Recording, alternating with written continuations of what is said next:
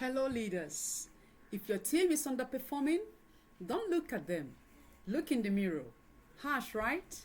Maybe, but it's true. Every leader dreams of a high performing team, but results don't come from wishes. They come from standards. If your team is missing deadlines, producing substandard work, or lacking accountability, it is a reflection of your standards. No exceptions. By the end of today's video, you will have a proven framework to set high expectations, hold your team accountable, and create a culture where excellence is the only standard. Welcome to Excel, the place where the exceptionals come to get better every day. I am Juliet Igwe, your leadership coach and mentor. Let's start by asking ourselves some brutal questions. Have you set clear, non-negotiable expectations for your team? Are you holding people accountable or making excuses for them? Are you leading with discipline and consistency, or you're just hoping for the best? Here is the truth. Your team is a direct reflection of what you allow, what you enforce, and what you lead by example. Because system is simply a combination of what you expect and what you allow. So if you want excellence, you need to demand it, model it, and enforce it. No exceptions. All right, exceptionals. Let's look at the foundation of, creating and building a winning team. The first layer of the foundation is to set high expectations. Great teams don't just happen. They are built through clarity, consistency, and commitment to high standards. Let's break it down. You need to begin by being clear from day one what your expectations are. Imagine boarding a plane where the pilot doesn't know the destination. Chaos, right? The same applies to leadership. If your team doesn't have clear expectations, they will operate at their own comfort level, which may be far below what is required. Let me ask you, my dear leaders, what does excellence look like in your team? Do they really understand what your definition of excellence is? Or you just say, I want excellent work, but they don't really understand what excellence looks like for you in your team? What are the non-negotiables? What happens when those expectations aren't met? What do you do? If you expect team members to respond to emails within 24 hours, but you don't communicate that expectations, how can you hold them accountable when they don't? Remember, unspoken expectations lead to unintentional failure. I hope you got that. So what are you going to do today? Write down the top 3 expectations for your team. Communicate that to them clearly and ensure they understand exactly what you expect from them. Then the next thing you're going to do is to lead by example, because your standards begin with you. Your team takes their cues from you. If you cut corners, they cut corners. If you operate with urgency, they do too.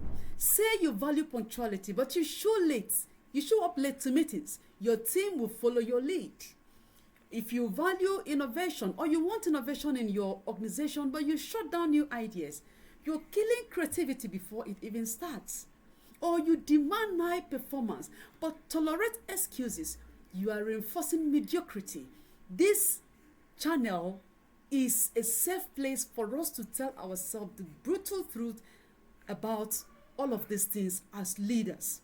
So we need to rise up to the occasion and lead by example. Look at elite sports team. The best coaches demand discipline, but they don't just talk about it, they embody it. So players follow because they respect the standard. Your team is no different. So you're going to identify one personal habit that needs improvement. Do you consistently model that standard you expect from your team? If not, it's time to change it. The next thing you're going to do in building that foundation is to set up accountability systems, making excellence the norm, not just wishes. Expectations without accountability are just wishes, my friends. To create real results, accountability must be built into your team culture. And you have to start by measuring what really matters, because what gets measured gets managed. If you don't track performance, you cannot improve it. So you need to ask yourself, what are the key performance metrics for my team? Does everyone understand how success is measured in this organization? Are we regularly reviewing progress and adjusting as needed? For instance, if you run a sales team, but you don't track calls or conversions or revenue growth, how can you diagnose problems? So you need to define your success metrics and monitor them. Your action step for this week is to identify one critical metric for your team and start tracking it consistently. Then you come back to this video later and tell me the result.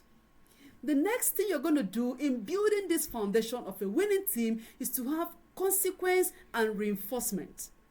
If you reward high performance but allow underperformance to slide, you are creating an environment where mediocrity thrives, and that's not what we want. Low standards never raise themselves. They are raised by leaders that lead by example, leaders that hold people accountable.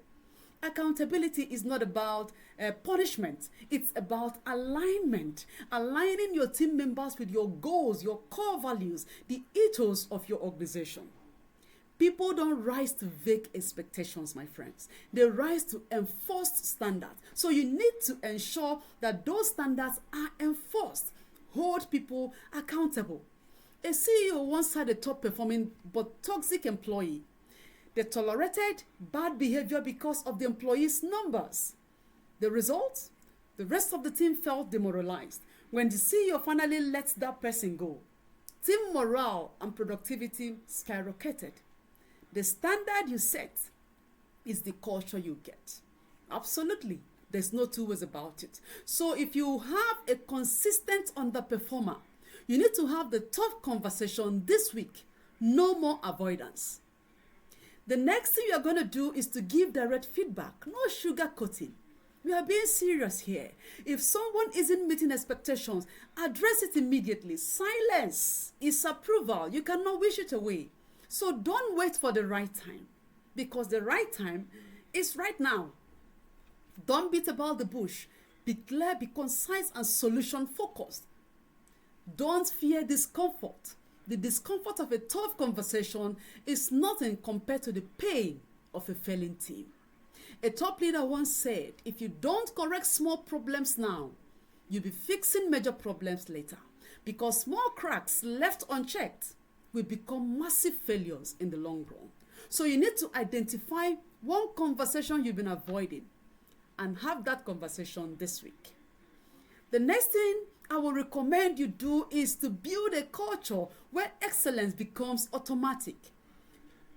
The highest performing teams don't just meet expectations. It's not a wish thing. They exceed them because it's who they are. They create ownership, not just compliance. People don't rise to a demand. They rise to a mission. So how strong is that mission? You need to get your team invested in the bigger picture. Create the picture so big and so clear that everybody knows that it's beyond the paycheck. Instead of just telling your teachers, for instance, to improve on test scores, you make them co-creators in a teaching strategy that excites them. Remember that people fight for what they help to build. So your action step for this week is to ask your team, what do you think we can do better?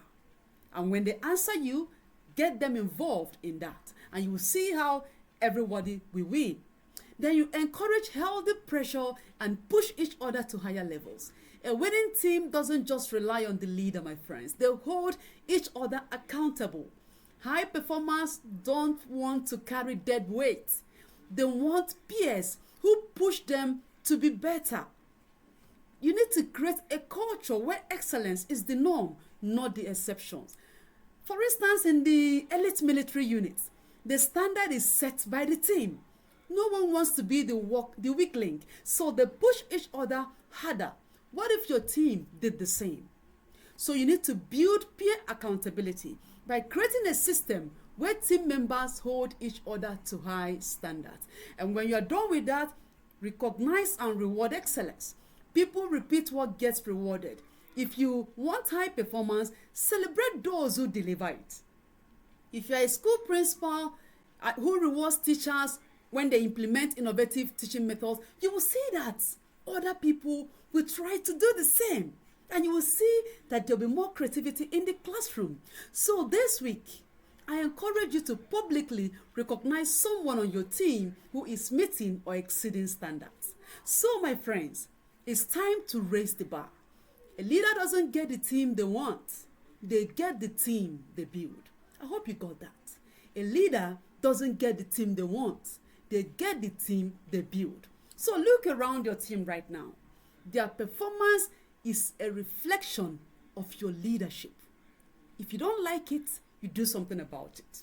If you want better results, you raise your standards. You hold people accountable and you lead by example. Now ask yourself, what is one low standard I've been tolerating? What will I do today to change that? Drop your thoughts in the comments. Let's raise the bar together.